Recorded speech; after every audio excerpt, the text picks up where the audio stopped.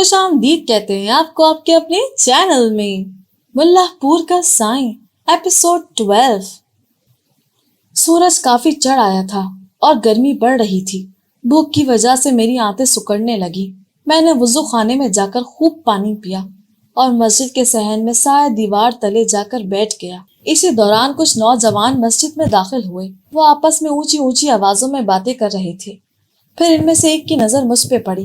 اس نے ساتھیوں کو آواز دی اور میری طرف اشارہ کرتے ہوئے کہا، وہ رہے بابا جی۔ یہ وہی لڑکا تھا جسے صبح میں نے دم کیا تھا۔ وہ بھاگ کر میری طرف آیا اور ہاتھوں کو بوسہ دیا۔ پھر اس کے باقی ساتھی بھی میری طرف چلے آئے، بڑے ادب سے سلام کیا اور میرے سامنے حلقہ بنا کر بیٹھ گئے۔ ان میں سے ایک بولا، کوئی دم درود کر دیو۔ میں نے کہا، ذرا قریب آؤ۔ وہ آنکھ دکھانے کو آگے بڑھا ہی تھا کہ ایک اور مریض بیچ میں کود پڑا۔ بابا جی پہلے میرے یرکان کا دم کر دو، میں نے بکریوں کے پٹھے لینے جانا ہے۔ میں نے کہا، دیکھو بھائیوں، میں کوئی ڈاکٹر یا حکیم نہیں ہوں، آپ کی ہی طرح اللہ کا بندہ ہوں، صرف دعا کر سکتا ہوں۔ کالے چٹے کو ٹھیک کرنا رب سائیں کا کام ہے، دعا تو بس ایک عرضی ہے، ایک التجا ہے رب کے سامنے، اس کی مرضی قبول کرے یا رد کر دے۔ وہ چاہے تو حکیم کی پھکی سے آرام آ جائے اور نہ چاہے تو ولایت جا کر بھی بندہ مر جائے، شفا اسی کے ہاتھ میں ہے، وہ سب کی سنتا ہے، میری بھی تمہاری بھی۔ ان میں سے جو موتی کا مریض تھا میرے سامنے ہاتھ جوڑ کر بیٹھ گیا۔ سائیں آپ اللہ والے ہو، آپ کو مولا پاک کا واسطہ میری آنکھیں ٹھیک کر دو، کالا بکرا چڑھاؤں گا، اندھا ہو گیا تو میرے چھوٹے چھوٹے بچے رول جائیں گے۔ میں نے کہا، تو بکرا بیچ کے آنکھوں کے ڈاکٹر کے پاس کیوں نہیں چلا جاتا؟ وہ بولا، گیا تھا جی، ڈاکٹر نے ہی تو بتایا ہے کہ موتیا ہے، آپریشن کا 7,000 بتاتے ہیں جی، ٹیڈی بکرا اتنا بوجھ نہیں اٹھا سکتا، آپ دم و درود کر دو شاید اتر جائے۔ میں نے جان چھڑانے کو کہا، ٹھیک ہے، سب کھڑے ہو جاؤ، سب ٹھیک ہو جاؤ گے، اب کھڑے ہو جاؤ، میں سب کو اکٹھے دم کرتا ہوں۔ اس کے بعد میں نے سب کو سورہ فاتحہ پڑھ کر دم کیا اور جھاڑ پھونک کر کے رخصت کر دیا۔ ملک صاحب کے ڈیرے پر پورا محلہ جمع تھا۔ کافی لمبی چوڑی حویلی تھی۔ ایک حصے پہ 3 بڑے کمرے اور برآمدہ بنا ہوا تھا۔ صحن میں ایک طرف چارپائی بچھی تھی، دوسری طرف کچھ جانور بندھے تھے۔ میں وہاں پہنچا تو اس سب نے اٹھ کر میرا استقبال کیا۔ پھر شاہزے نے اعلان کیا، بابا جی پہلے ناشتہ فرمائیں گے، پھر آپ لوگوں کو دم کر دیں گے۔ ناشتے میں وہ سب کچھ میسر تھا جس سے میں ایک مدت سے محروم چلا آتا تھا۔ دیسی گھی کے پراٹھے، دہی، مکھن، سبزی، شہد، اچار، گوشت، انڈے۔ صدیوں کی بھوک جاگ اٹھی۔ سب کچھ تناول کر چکا تو ایک لمبا سا ڈکار لیتے ہوئے شاہزے سے کہا، سائیں رات بھر کا جاگا ہوا ہے، تو مخلوق کو کسی طرح قابو کرو، سائیں تو اب آرام کرے گا۔ خبردار، جو ظہر کی نماز سے پہلے کسی نے جگانے کی کوشش کی، مریضوں کو بھی سمجھا دو کہ جو دم درود کروانا ہے اثر کے بعد کروانا۔ شاہزہ فوراً خدمت پر کمر بستہ ہو گیا۔ ایک کمرے میں آرام دہ بستر بچھایا۔ میں جو 10 ماہ سے مسجد کی صف پہ سوتا آیا تھا، نرم و گداز تلائی اور مخملی تکیہ میسر آیا تو پل میں نیند کے مزے لینے لگا۔ خواب میں کیا دیکھتا ہوں کہ بابا ڈاکیا مجھ پہ سخت ناراض ہیں۔ کہتے ہیں نوکر کا کام پیٹ بھر کے سونا نہیں، غریب لاچار عوام کی خدمت ہے۔ 4 ضلعوں میں کوئی ہسپتال نہیں، پولیس اپنی حفاظت نہیں کر سکتی، فوج کابل فتح کرنے نکلی ہوئی ہے، لیڈر کوڑے کھانے میں مصروف ہیں، پیر لوٹ کھسوٹ میں لگے ہیں۔ اگر تو بھی بے فکری کی چادر اوڑھ کے لیٹ گیا تو تجھ میں اور ان ظالموں میں کیا فرق رہ جائے گا؟ اٹھ اور مخلوق کا درد بٹا۔ خبردار، آئندہ کچے پیاز اور گڑے سے روٹی کھانا اور صرف شب کو نیند فرمانا، ورنہ سائیں نوکری سے بے دخل کر دے گا۔ میں ہڑبڑا کر اٹھ بیٹھا۔ مسجد سے بابا ڈاکیے کے جنازے کا اعلان ہو رہا تھا۔ ظہر کی نماز پڑھ کر ہم جنازہ گاہ پہنچے۔ وہاں بڑا ازدحام تھا، دور دراز سے آئے لوگ تھے۔ ہر شخص مرحوم کی تعریف کر رہا تھا کہ غریبوں کا بڑا ہمدرد تھا، چھپ چھپا کے ان کی مدد کرتا تھا۔ 2 بیٹے سعودیہ میں تھے، وہ جو کچھ بھیجتے بابا ناداروں میں لٹا دیتا تھا۔ کئی گھروں کا چولہا اس کے دم سے روشن تھا، وغیرہ وغیرہ۔ جنازہ رکھا گیا تو میں بھیڑ کو چیرتا ہوا وہ مشکل میت تک پہنچا۔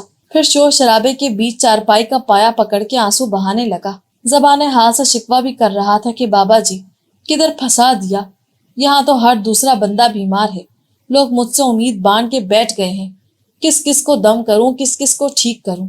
میرا تو کوئی بیٹا بھی سعودیہ میں نہیں جو پیسے بھیجے، اتنے مریضوں کا علاج کیسے کروں گا؟ میں تو خود دربدر ہوں، دوسروں کا سہارا کیسے بنوں گا؟ آج تو ملک پور والے بابا مانتے ہیں، کل 4 دعائیں رد ہوئیں تو پنڈے سے نکال کر باہر کریں گے۔ مالک سے میری سفارش کر دینا، بابا کے نوکری دی ہے تو عزت بھی بنائے رکھنا۔ میں پایا میت کو چمٹا ہوا تھا کہ اوپر ہٹو بچوں کا شور بلند ہوا۔ لوگ میت سے پیچھے ہٹنے لگے۔ شازے نے مجھے پکڑ کر اٹھایا اور بولا، سائیں جی اٹھو، پیر صاحب تشریف لا رہے ہیں۔ میں نے کہا، ہیں؟ میرے اوپر کوئی اور بھی پیر ہیں؟ وہ مجھے کھینچتا ہوا پیچھے لے گیا، پھر میرے کان میں بولا، پیر سید حاکم شاہ بخاری تشریف لا رہے ہیں، ملک پور کے جدی پشتی پیر، پورا پنڈ انہی کا مرید چلا آتا ہے۔ لوگ میت کو چھوڑ کر پیر صاحب کے گرد جمع ہونے لگے۔ ہر کوئی صدقے واری جا رہا تھا۔ کسی نے گھٹنے چھوئے، کسی نے دست بوسی کی اور کوئی زخمی پرندے کی طرح سیدھا قدموں میں جا گرا۔ باقی ادب سے رستہ چھوڑنے لگے۔ غرض کے ہر کوئی برکات سمیٹنے میں مصروف ہو گیا، اور بابا جی کی میت کے پاس میں تنہا کھڑا یہ سوچنے لگا، اگر پیری پہ حاکم شاہ فائز ہے تو بابا ڈاکیا کس مرتبے پر فائز تھا؟ پیر صاحب میت کا دیدار کر کے واپسی اپنی کار میں جا بیٹھے۔ شازے نے مجھے پکڑ کر اٹھایا اور بولا، پیر سید تو حاکم شاہ بخاری ہیں، لوگ انہیں کڑے والا پیر بھی کہتے ہیں۔ ان کے بزرگوں نے گاؤں کے گرد کڑا دیا تھا۔ میں نے کہا، یہ کڑا کیا ہوتا ہے؟ وہ بولا، کڑے کا مطلب ہے پوری گاؤں کے گرد چکر لگا کر اسے ہر بلا سے محفوظ کر دینا، تاکہ کوئی آفت مصیبت ادھر نہ آئے، اس لیے لوگ ان کی قدر کرتے ہیں۔ آٹا، پھکا، بکری، لیلا، لکڑ، بٹری سب انہی کے دربار پہ چڑھتا ہے۔ رہا بابا ڈاکیا، وہ تو پیروں فقیروں کو مانتا ہی نہیں تھا۔ پیر صاحب جنازے کو کندھا دینے آ گئے، یہ ان کا بڑا پن ہے، ورنہ بابا تو سخت منکر تھا پیر صاحب کا۔ میں نے کہا، منکر؟ وہ کیسے؟ کہنے لگا، بابا دربار سیدہ پر ایک آنا تک نہ دیتا تھا، الٹا لوگوں کو بھی گمراہ کرتا تھا۔ کیا آستانے پہ کچھ مت چڑھاؤ، ظاہر ہے یہ سخت بے ادبی تھی۔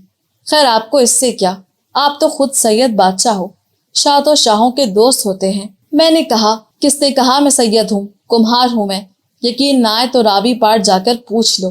خدا کی پناہ مانگتا ہوں میں ان شاہ سواروں سے، جو عقیدت کی لگام ڈال کے ازل سے لوگوں کے کندھوں پر سوار ہیں۔ ملک پور میں ہمارا قیام طویل ہوتا چلا گیا۔ سائیں کے ڈیرے پر دن بدن رش بڑھنے لگا۔ کرامت پرستوں کے ہاں میری فقیری کا ایک ہی چلتا پھرتا ثبوت تھا، شازا۔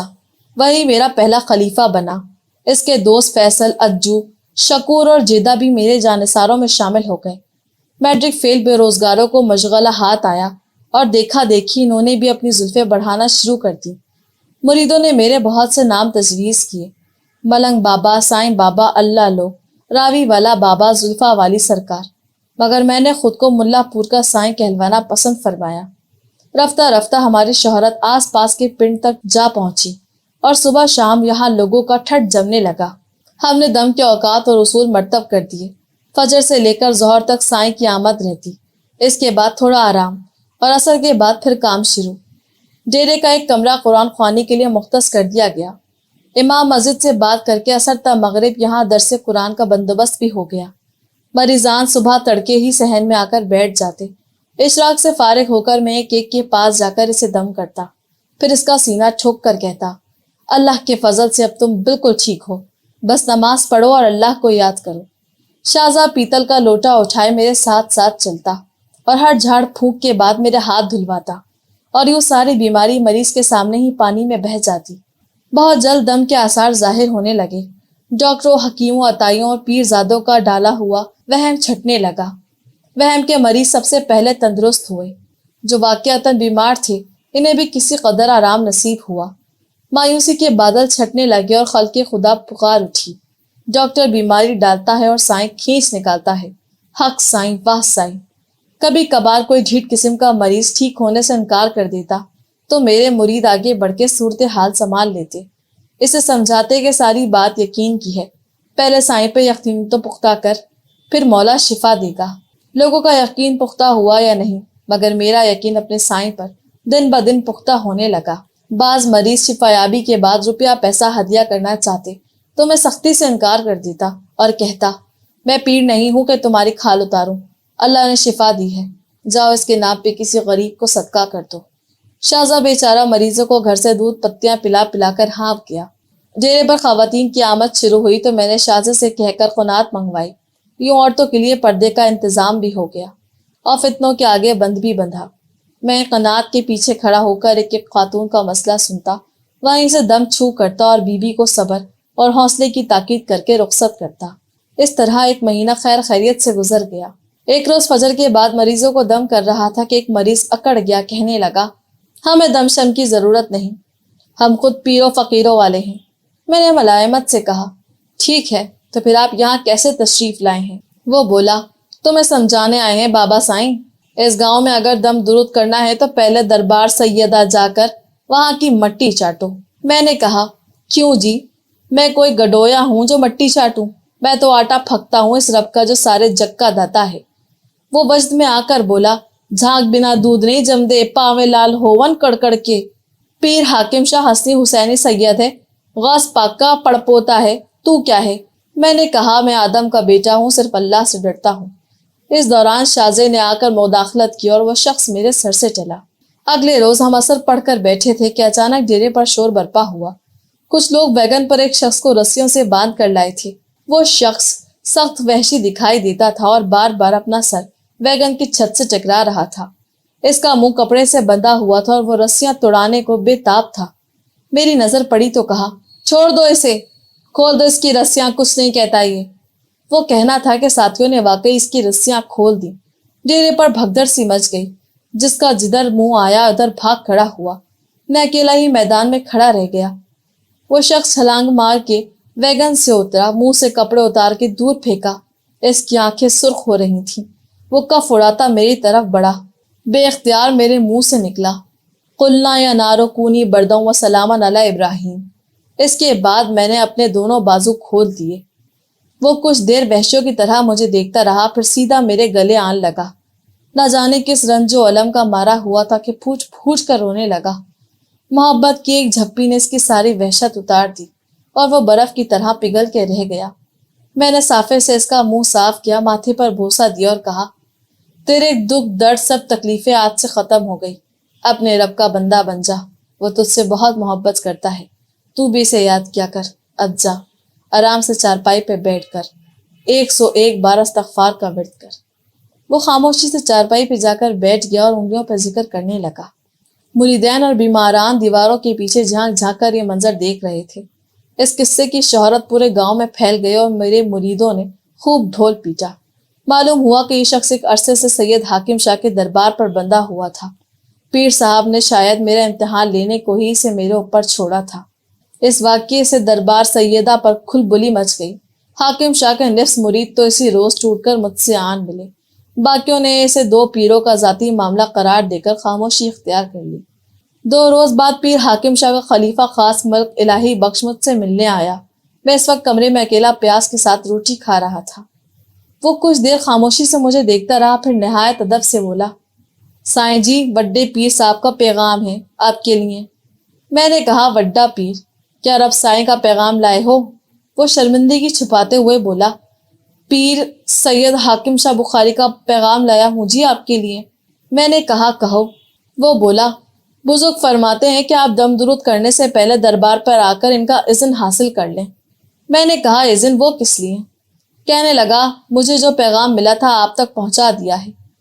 میں نے چارپائی کے پائے پر ایک بڑا سا پیاز توڑتے ہوئے کہا، پیر صاحب سے عرض کر دینا کہ سائیں اذن لے چکا بابا ڈاکیا سے۔ یہ پیاز دیکھ رہے ہو، یہی اذن ہے ڈاکیا سرکار کا۔ اب مزید کسی اذن کا مجھ میں حوصلہ نہیں۔ وہ خاموشی سے اٹھ کر چلا گیا۔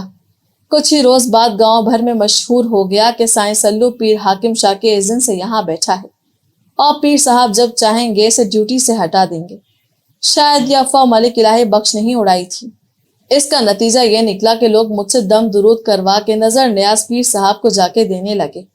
میں حالات کو اس نیز پر نہیں لے جانا چاہتا تھا کہ ٹکراؤ کی صورتحال پیدا ہو، سو خاموش رہا اور پیر صاحب کا مقابلہ کرنے کے بجائے رب کی مخلوق پر توجہ دینے لگا۔ پیر صاحب سے ہمارا ملاقہ ولی محمد کی وجہ سے ہوا۔ وہ تاپ کا مریض تھا اور ڈاکٹروں، حکیموں اور عطائیوں سے لٹتا لٹاتا آخر پیر صاحب کے آستانے پر جا پڑا۔ زندگی کی کوئی صورت باقی نہ رہی تو پیر صاحب نے کہا، اس کا وقت آن پہنچا، اسے اٹھا کر گھر لے جاؤ۔ لوگ ولی محمد کو اٹھا کر ہمارے ڈیرے پر لے آئے۔ میں نے شازے سے کہا، جو اصیل ملک تو نے لڑائی کے واسطے پالا ہوا ہے، اس کی قربانی چاہیے۔ وہ حیرت سے میرا منہ تکنے لگا۔ میں نے کہا، ہم وہ مرغ ذبح کر کے ولی محمد کو کھلائیں گے۔ بیچارے کی رگ رگ میں بھوک کنڈلی مارے بیٹھی ہے، بھوک کا تاپ ہے، یہ اصیل ککر سے ہی اترے گا۔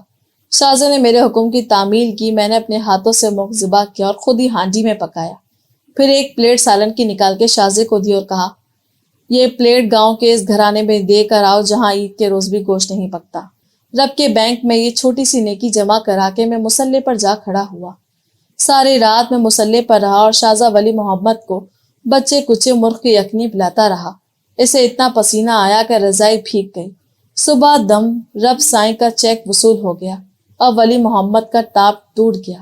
میں نے رب کی بارگاہ میں سجدہ شکر ادا کیا، پھر اشراق پڑھ کے چارپائی پر جا گرا۔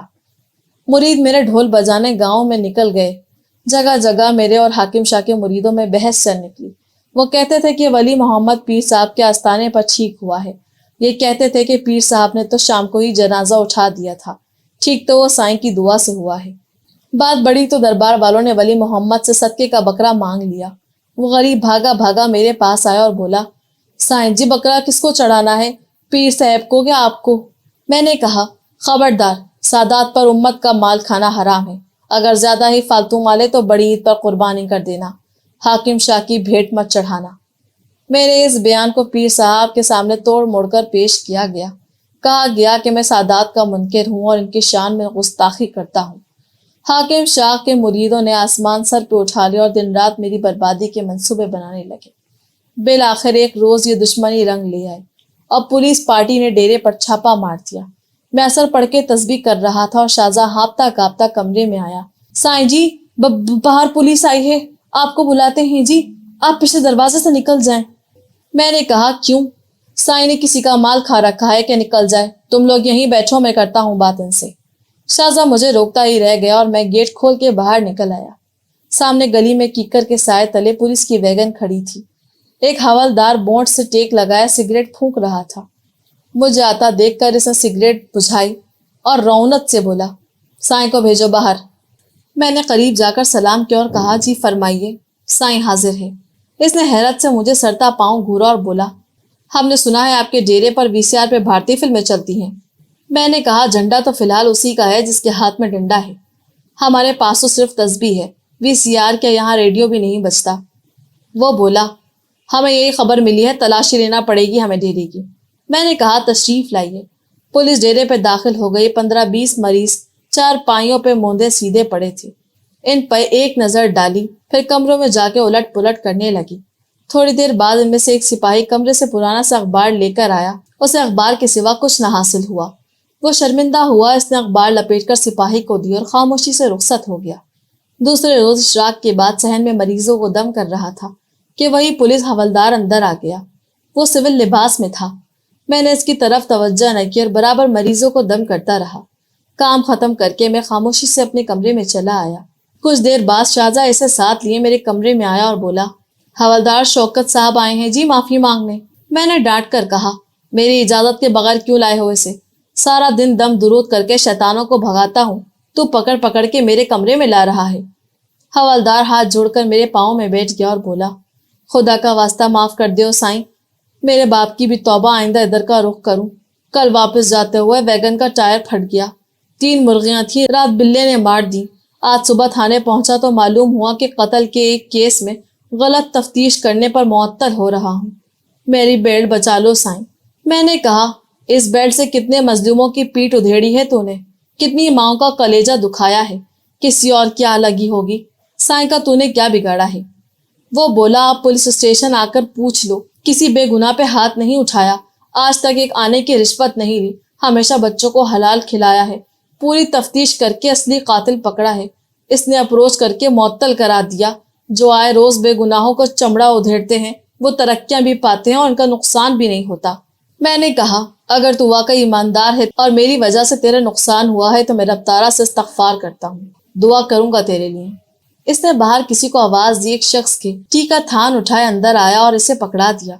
میں نے کہا، یہ کیا ہے؟ بولا، آپ کے لیے تحفہ لایا ہوں۔ میں نے کہا، میں تحفہ اور نذرانے قبول نہیں کرتا۔ وہ بولا، یہ حلال کی کمائی کا ہے، کسی کا تحفہ ٹھکرانا نہیں چاہیے، میں آپ کی نظر کرتا ہوں، آپ بھلے کسی اور کو بخش دیں۔ میں خاموش ہو گیا۔ اس نے اٹھ کر عقیدت سے سلام پیش کیا اور خاموشی سے رخصت ہو گیا۔ کوئی مہینے بعد ایک نئی الغار کا سامنا ہوا۔ مغرب سے پہلے ہم عموماً دم درود بند کر دیا کرتے تھے۔ ایک روز ڈیرے پر سائلوں کا رش تھا، ہم نے مغرب کے بعد بھی کام جاری رکھا۔ عشاء سے کچھ دیر پہلے ملک سہیل باہر سے بھاگتا ہوا آیا اور شور کیا کہ پیر حاکم شاہ کے لوگ ڈنڈے سٹے لے کر آ رہے ہیں، کمرے کس لو۔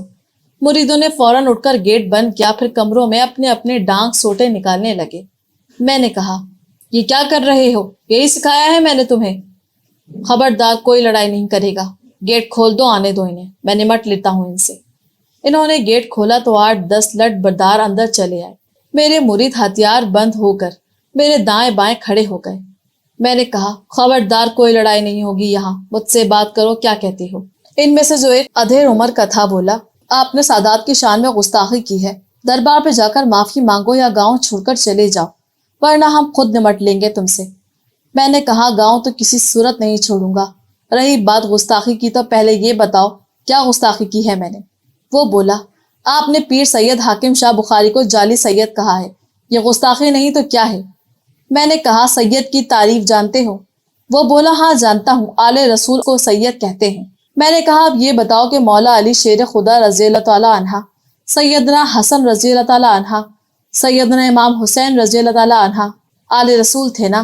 اس نے اس بات میں سر ہلایا تو میں نے کہا، اب یہ بتاؤ کہ سیدین کونین لوگوں میں خیرات بانٹا کرتے تھے یا ان سے خیرات وصول کیا کرتے تھے؟ وہ کچھ دیر چپ ہوا، پھر بولا، یہ بات آپ پیر صاحب سے خود جا کر پوچھیں۔ میں نے کہا، میں کیوں پوچھوں؟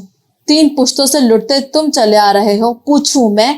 جاؤ اور پوچھو اپنے پیر صاحب سے کہ اہل بیت اطہار کون تھے، 3 روز تک مسلسل بھوکے رہ کر فقیروں کو کھانا کس نے کھلایا تھا، دروازے پر آئے ہوئے سائل کو بکریوں کا ریوڑ کس نے بخشا تھا، صبح سے شام تک سونے چاندی کے سکے غریبوں میں کس نے بانٹے تھے، قاتل کو شربت کس نے پلایا تھا، چکی پیس پی کر ہستی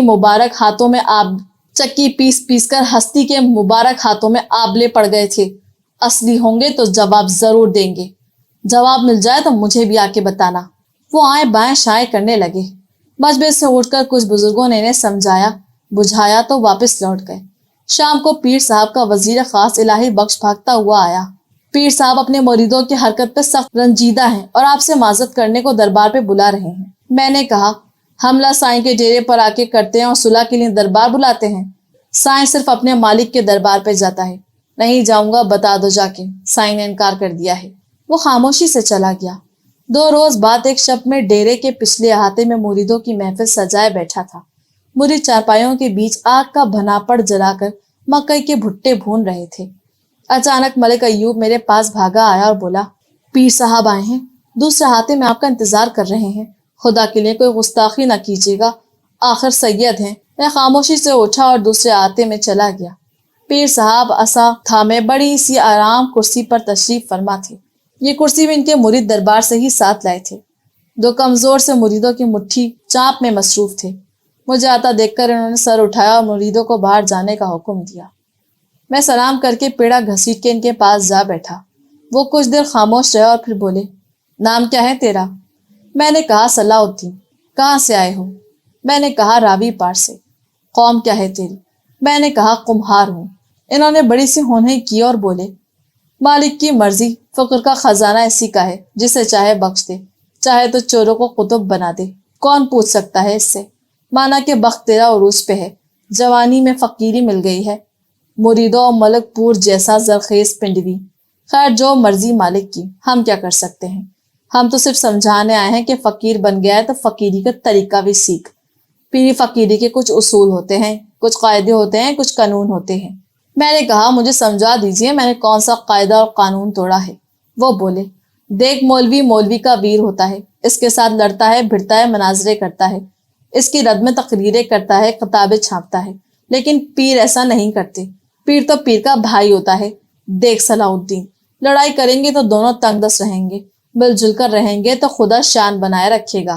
ہماری تیسری پیڑھی چل رہی ہے اس پنڈ میں، مدتوں پہلے یہاں اولے پڑے تھے، ڈنگر بچے ککڑ بٹیرے سب مر گئے، فصلیں تباہ ہو گئی تھیں۔ پھر ہمارے پردادا سائیں پیر بودے شاہ بخاری نے فصلوں کو کڑا دیا، ذمہ واری اٹھائی کہ آئندہ اس پنڈ میں اولا نہیں پڑے گا، فصلیں تباہ نہیں ہوں گی۔ آج تک اولے نہیں پڑے، ہم اسی کڑے کا صدقہ لیتے ہیں۔ یہاں سے چلے گئے تو بربادی آئے گی، لیکن تیرے جانے سے کوئی نقصان نہ ہوگا، نہ پنڈ کا نہ تیرا، یہ ہماری گارنٹی ہے۔ یہاں سے صرف 3 میل دور چارچک ہے، اسے راجو والا پنڈ بھی کہتے ہیں۔ میں نے بات کی ہے وہاں راجہ افتخار سے، وہ تجھے ڈیرا بھی دے گا اور مرید بھی۔ تیری ٹہل سیوا بھی یہاں سے زیادہ ہوگی، تو راجو کے پنڈ چلا جا، ملک پور کو ہمارے ہاتھ میں رہنے دے۔ میں کچھ دیر آنکھیں بند کر کے بیٹھا رہا، پھر کہا، پیر سائیں، میں یہاں اپنی مرضی سے نہیں بیٹھا، بابا ڈاکیا سرکار نے بٹھایا ہے مجھے، فقیری کا چارج میں نے انہی سے لیا ہے، مانا کہ سید نہیں، کمی کمین ہوں، نہ بارش کو روک سکتا ہوں نہ اولوں کو، میں تو امریکن سنڈی کو بھی نہیں روک سکتا جو ہر سال ان غریبوں کی فصل اجاڑ دیتی ہے۔ ہاں، میں ٹوٹے دلوں کو ضرور جوڑ سکتا ہوں، بہتے آنسوؤں کے آگے ڈھارس کا بند باندھ سکتا ہوں، ربسائی سے ان کے لیے دعا کر سکتا ہوں، یہی نوکری ہے میری، اور یہی نوکری کرتا رہوں گا اس پنڈ میں۔ گاؤں میں ہر روز کئی اخبار شائع ہوتے تھے، یہ اخبارات کسی کاغذ پر نہ لکھے ہوتے بلکہ گپ تھڑپ کی صورت ہوتے تھے، ان کی شہ سرخیاں اڈے پر بیٹھے ہوئے جواری مرتب کرتے، ان کے اداریے گاؤں کے حجام لکھتے اور بڑی بوڑھیاں سر جوڑ کر ان پہ کالم نگاری کرتی۔ پیر صاحب کی ہم سے خفیہ ملاقات بہت جلد تشت ازبام ہو گئی۔ گاؤں کے اخبارات نے رنگا رنگ سرخیاں جمائیں، کسی نے لکھا سائیں چل کے پیر کے پاس آیا، تو کسی نے سرخی جمائی سید چل کے سائیں کے پاس گیا۔ ان حالات میں ایک عام آدمی سخت تذبذب کا شکار ہو گیا، حالات بہتری کی بجائے بدتری کی طرف جانے لگے۔ مجھے مریضوں کو دم کرنے اکثر دور دراز گاؤں پنڈوں جانا پڑتا۔ حالات اس نہج پہ آ گئے کہ ادھر میں گاؤں سے نکلتا ادھر سرخی لگ جاتی کہ سائیں گاؤں چھوڑ گیا ہے۔ اسی طرح پیر صاحب کسی مرید کی دعوت پر گاؤں چلے جاتے تو خبر لگ جاتی کہ بالآخر پیر صاحب گاؤں چھوڑ گیا۔ اگلا مارکا مسجد چوک پر پیش آیا۔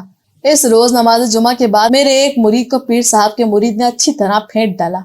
جھگڑا کمہار مرید کا ہونے کے تانے پر شروع ہوا، جواباً اس نے اسے ڈاکو مرید کہہ دیا۔ دونوں طرف گریبانوں کی دھجیاں اڑ گئیں۔ خیر بڑے بوڑھوں نے آگے بڑھ کر مداخلت کی اور بڑا کوئی نقصان نہ ہوا، لیکن تعصب کی آگ پورے گاؤں میں پھیل گئی۔ شام کو دربار سیدہ سے ایک نئی تجویز آ گئی۔ الہی بخش نے آ کر کہا، پیر صاحب فرماتے ہیں کہ آپ کمیوں والی پنڈی چلے جائیں، نائی موچی دھوبی کمہار ماشکی وگاری مسلی سب وہاں رہتے ہیں۔ اگر آپ واقعی انسان کی برابری کے قائل ہیں تو کمیوں کے پانڈ جا کر رہیں اور ان کے پیر بن جائیں۔ میں نے کہا، یہ کیا بات ہوئی کہ رب تعالیٰ نے کمیوں اور دوسرے انسانوں کے لیے الگ الگ پیغمبر اتارے ہیں؟ کیا حضرت نوح لکڑی کا کام نہ کرتے تھے؟ حضرت ادریس کپڑے نہ سیتے تھے؟ حضرت داؤد نے لوہا نہ کوٹا تھا؟ ہمارے نبی پاک صلی اللہ علیہ وآلہ وسلم اپنے نالین مبارک خود نہ مرمت فرماتے تھے؟ پیر صاحب سے کہیں آپ سیدوں والے پنڈ چلے جائیں تاکہ عام انسانوں کے کندھوں سے بوجھ اترے اور وہ سکھ کا سانس لے سکیں۔ گندم کی کٹائی عروج پر تھی کہ موسم کے تیور بگڑنے لگے۔ پہلے آندھیاں آئیں، پھر صبح شام بارش برسنے لگی۔ کسانوں کے کھلواڑے بھیگ گئے اور ایک روز اچانک زالہ بارش شروع ہو گئی۔ اتنا موٹا دانہ برسا کہ لوگ پناہ پناہ کر اٹھے۔ موسم تو 2 روز بعد اچھا ہو گیا، لیکن پیر صاحب کا کڑا کڑکڑا کر ٹوٹ گیا۔ لوگ مایوس ہو کر میرے پاس دوڑے آئے کہ آپ ہماری فصل کو تازہ کر دیں تاکہ گندم برباد ہونے سے بچ جائے۔ میں نے کہا، بھائیوں، گرمی سردی بہار خزاں آندھی طوفان سب اللہ کی قدرت ہے، موسم پہ انسان کا کیا اختیار؟ ہاں، رب تعالیٰ نے انسان کو عقل ضرور دی ہے کہ نقصان سے بچنے کی تدبیر کرے۔ سب سے بہتر تدبیر صدقہ ہے۔ جو نظر نیاز تم پیر صاحب کو چڑھاتے ہو، وہی اگر رب کے بینک میں جمع کرا دو تو انہی بھیگے ہوئے کھلواڑوں سے تمہارا سال بھر کا رزق نکل سکتا ہے۔ ضمانت میں دیتا ہوں، بتاؤ کون تیار ہے؟ کیا مطلب؟ یہ رب کا بینک کہاں ہے؟ ایک بابے نے پوچھا۔ آسمانوں میں، میں نے کہا۔ اور آسمان پہ چڑھے گا کون؟ میں نے کہا، آسمان پہ چڑھنے کی ضرورت نہیں، زمین پہ کسی نادار کا ہاتھ پکڑ لو، آسمان پہ رزق کا دروازہ خود بخود کھل جائے گا۔ سب سے زیادہ منافع وہی دیتا ہے اور اس کے اکاؤنٹ میں جمع ہوتا ہے صدقہ خیرات۔ اگر ہر زمیندار یہ نیت کر لے کہ وہ ایک بوری گندم ہمارے ڈیرے پر بھجوائے گا ناداروں کے لیے، تو انشاءاللہ انہی کھلواڑوں سے صحت مند دانے نکل آئیں گے۔ بودے شاہ کا کڑا تم لوگوں نے دیکھ ہی لیا، اب سائیں کا کڑا بھی آزما کے دیکھ لو۔ ٹھیک ہے، ہم دیں گے، ہم سب دیں گے، وہ ایک زبان ہو کر بولے۔ میں نے کہا، 3 روز بعد جا کر اپنا کھلواڑا کھول لینا، انشاءاللہ صاف گندم نکلے گی۔ اللہ پاک نے فضل کیا اور یہی کڑا واقعی کارگر نکلا۔ کچھ روز خوب دھوپ نکلی اور گندم کی گہائی شروع ہو گئی۔ ہفتے بھر میں ہمارے ڈیرے پہ گندم کے ڈھیر لگ گئے۔ ہم نے مریدوں کو دانے صاف کرنے پر لگا دیا، منڈی سے خالی بوریاں منگوائیں، پھر غریبوں کی پنڈ میں تقسیم کرنے نکل کھڑے ہوئے۔ ایک روز ہم گندم کی تقسیم کرنے کو اڈے کی طرف جا رہے تھے کہ پیر صاحب کی گاڑی آتی دکھائی دی، شاید وہ شہر سے واپس آ رہے تھے۔ ملک فیصل نے بتایا کہ پیر صاحب کچھ روز سے بیمار ہیں اور علاج کی غرض سے آج کل شہر جاتے رہتے ہیں۔ میں نے کہا، انشاءاللہ شام کو ہم ان کی عیادت کے لیے ضرور جائیں گے۔ مغرب کے بعد ہم فیصل اور شازے کو ساتھ لیے پہلی بار پیر صاحب کے آستانے پر گئے۔ दरवाजा इलाए बख्श ने खोला। वो कुछ देर हमें हैरत से देखता रहा, फिर बोला, जी खैरियत? मैंने कहा, उम्मीद करते हैं हमारी आज की एपिसोड आपको जरूर पसंद आई होगी। हम जल्द हाजिर होंगे अगले एपिसोड के साथ। हमारे चैनल को सब्सक्राइब करना हरगिज ना भूलें। शुक्रिया।